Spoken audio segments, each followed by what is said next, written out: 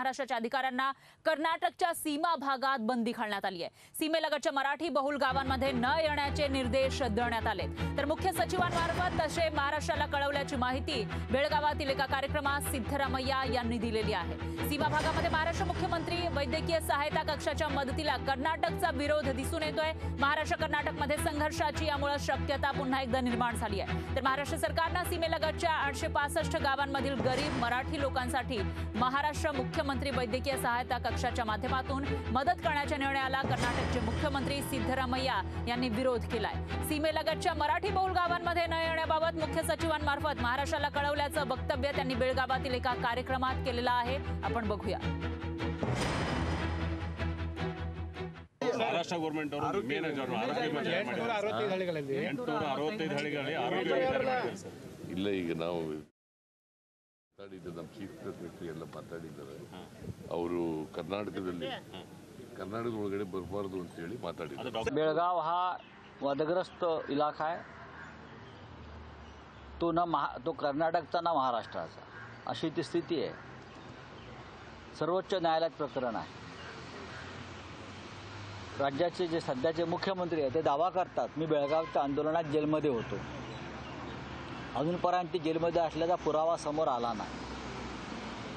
जर त्यांनी बेळगाव प्रश्नावर एक जरी लाठीकाठी खाल्ली असेल तर त्यांनी या प्रश्नावर तर आपलं तोंड उघडायला पाहिजे। उघडू द्या, मग आम्ही बघू। राज्याच्या ज्या सीमा आहेत राज्य सरकारने पहिलं राज्यात पाहिलं पाहिजे, कुठल्या राज्यात। त्यामुळे राज्याची जबाबदारी आपण राज्यातच अनेक ठिकाणी अनेक गोष्टीचा लाभ मिळत नाही आहे। तर आपण तिकडे जाण्यापेक्षा आपल्या राज्यामधल्या सीमावर्ती भागामध्ये लक्ष अधिक दिलं जास्त योग्य होईल। कारण की आपली लोक इतर राज्यात जाण्या इतपत आता महाराष्ट्राच्या बॉर्डरमधली लोक म्हणतात की आम्हाला तिकडे तेलंगणामध्ये जाऊ द्या, आम्हाला तिथे कर्नाटकात जाऊ द्या, का आता त्यांच्याकडे दुर्लक्ष होतंय म्हणून कसं म्हणताय।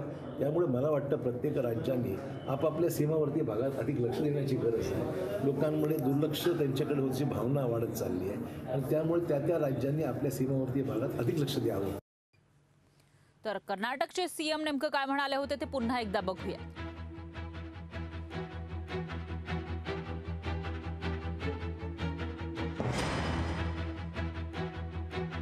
ಗವರ್ನಮೆಂಟ್ ಅವರು ಮೇನ್ ಆರೋಗ್ಯ 865 ಹಳ್ಳಿಗಳಲ್ಲಿ ಆರೋಗ್ಯ ಇಲ್ಲ ಈಗ ನಾವು ಎಲ್ಲ ಮಾಡಿದ್ದೀವಿ, ಮಾತಾಡಿದ್ದು ನಮ್ಮ ಚೀಫ್ ಸೆಕ್ರೆಟರಿ ಎಲ್ಲ ಮಾತಾಡಿದ್ದಾರೆ ಅವರು ಕರ್ನಾಟಕದ ಒಳಗಡೆ ಬರಬಾರದು ಅಂತ ಹೇಳಿ ಮಾತಾಡಿದ್ದಾರೆ।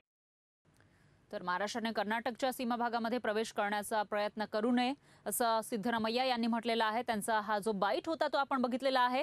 तर आमची याबाबत चर्चा झाली आहे। महाराष्ट्राने कर्नाटकमध्ये प्रवेश करण्याचा प्रयत्न करू नये असं सांगितल्याचं सिद्धरामय्यांनी सांगितलेलं आहे। बेळगावमध्ये ते बोलत होते। यावेळेला पत्रकारांनी जेव्हा प्रश्न विचारला त्यावेळेला त्यांनी तशी माहिती दिलेली आहे। तर मुख्यमंत्री वैद्यकीय सहायता कक्षाकडून सीमा भागातील लोकांसाठी ज्या योजना आहेत त्या पोहोचवण्यासाठी जे अधिकारी त्या ठिकाणी येत आहेत त्यांना आता विरोध केला जातोय। वैद्यकीय सहायता जी केली जाते त्याला विरोध कर्नाटककडून केला जातो। आणि याविषयी अधिक माहितीसाठी आपले प्रतिनिधी सतेज औंधकर हे आपल्या सोबत फोन लाईनवर जोडले गेले आहेत। सतेज, काय सांगाल? आपण बघितलंय की एकीकडे महाराष्ट्राकडून मदत करण्याचा प्रयत्न केला जातोय सीमा भागातील मराठी लोकांना, पण त्याच वेळेला कर्नाटकचे सीएम मात्र त्याला विरोध करतायत। नक्कीच फरा, आपण पाहिलं तर एकूणच ह्या सीमा भागातील बेळगाव, कारवार, निपाणी, बिदर, भालकीसह 865 गावं सध्या महाराष्ट्रात येण्यासाठी धडपडत आहेत। मात्र या सगळ्या गावांमध्ये जी महाराष्ट्र सरकारकडून आणखीन मुख्यमंत्री वैद्यकीय सहायता कक्षाकडून जी आरोग्य सुविधा पुरवली जाते त्या सुविधेला आता कर्नाटकचे मुख्यमंत्री जे आहेत सिद्धरामय्या यांनी विरोध दर्शवलेला आहे। खरं तर सिद्धरामय्या हे आज बेळगाव दौऱ्यावरती होते आणि या दरम्यान त्यांनी महाराष्ट्र शासनानं कर्नाटकात प्रवेश करू नये, किंबहुना महाराष्ट्र सरकारनं आपली जी जन आरोग्य योजना आहे ती महाराष्ट्रामध्येच ठेवावी, ती कर्नाटकमध्ये आणू नये असं जे आव्हान आहे ते केलेलं आहे। अशा पद्धतीचा त्यांनी प्रतिक्रिया आहे ती माध्यमांना दिलेली आहे। खरं तर हा सीमा भागातील ही सगळी 865 गावं आहेत ती गेल्या कित्येक वर्षापासून महाराष्ट्रात येण्यासाठी धडपडत आहेत। या सगळ्या मराठी बांधवांना कुठेतरी आरोग्य सुविधा चांगली मिळावी, ती वेळेत मिळावी, त्यासाठी महाराष्ट्र सरकार धडपडतंय। मुख्यमंत्री एकनाथ शिंदे यांच्या नेतृत्वाखाली देखील खूप मोठे प्रयत्न या सीमा भागात केले जात आहेत। मात्र कर्नाटक सरकारकडून कुठेतरी पुन्हा एकदा दडपशाही आहे ती केली जाते। त्यामुळे मुख्यमंत्री एकनाथ शिंदे यांनी स्पष्टपणे महाराष्ट्र शासनानं कर्नाटकात प्रवेश करू नये असं जे सूतोवाच आहे ते केलेलं आहे. त्यामुळे पुन्हा एकदा ही जी आपली योजना आहे ती खरं तर कर्नाटकातील मराठी भाषिकांसाठी लाभदायक योजना आहे.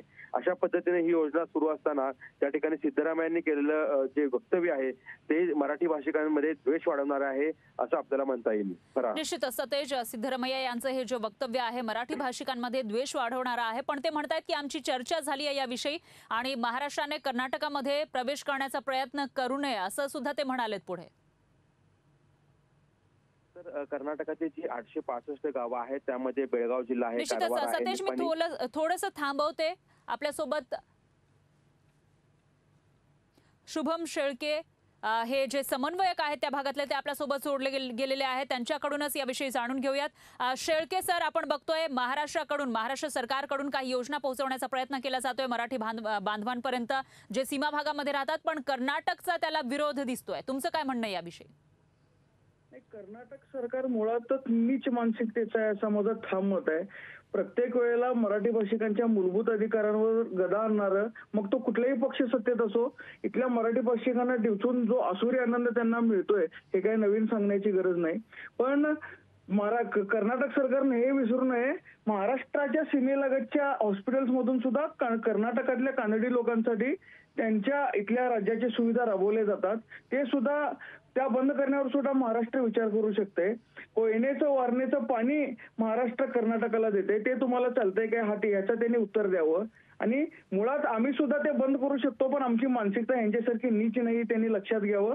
आणि किमान वैद्यकीय सुविधांसारख्या एका ईश्वरीय कार्याला विरोध करण्याचं पाप तरी त्यांनी करू नये. पण त्यांची बुद्धीच भ्रष्ट झालेली आहे, तर त्यांना काय सांगावं? शेळके सर, आपण बघितलेलं आहे की स्वतः जे कर्नाटकचे प्रमुख आहेत सीएम तसं बोलतायत की आमच्या कर्नाटकमध्ये महाराष्ट्रानं घुसण्याचा प्रयत्न करू नये, आमची चर्चा झाली आहे. मग याचे परिणाम आता पुढे काय होऊ शकतात? महाराष्ट्राकडून पुढे काही पावलं उचलली जाऊ शकतात का? नाही, मुळात बघा, महाराष्ट्रानं आता या बाबतीत आक्रमक धोरण घेणं गरजेचं आहे. इतक्या पातळीला जाऊन जर ते करत असतील तर मग परत एकदा उठावलुंगी बजावपुंगी कार्यक्रम महाराष्ट्रानं घेणं गरजेचं आहे. कर्नाटकातली निम्मी लोक महाराष्ट्रातून व्यवसाय करतात. महाराष्ट्र त्यांना आपल्या भावाप्रमाणे, आम्ही इथं बोलतो मराठी आमची आई असेल तर कन्नड आमची मावशी म्हणून बोलत असताना त्यांनी सुद्धा मराठी भाषेला मावशीचा दर्जा द्यावा एवढी माफक अपेक्षा आहे. पण हे ते करताना दिसत नाहीत. याच्यासाठी महाराष्ट्रानं ठोस भूमिका घेऊन आता केंद्राला मध्यस्थी करायला सांगण्याची गरज आहे. निश्चितच शेळके सर, धन्यवाद. तुम्ही लोकशाही मराठीशी बोललात त्याबद्दल. महाराष्ट्र एकीकरण समितीचे शुभम शेळके हे आपल्यासोबत जोडले गेलेले होते. तर कर्नाटकची जी भूमिका आहे ती नेहमीच नीच मानसिकतेची राहिलेली आहे असा घणाघात त्यांनी केलेला आहे. आणि त्याचबरोबर जर ईश्वरीय कार्य केलं जात असेल त्याच्यामध्ये रुग्णसेवेचं, तर त्याच्यासाठी विरोध व्हायला नको अशी भूमिका सुद्धा त्यांनी मांडलेली आहे. तर राज्याच्या अधिकाऱ्यांना सीमा भागामध्ये बंदी घातलेली आहे कर्नाटकच्या.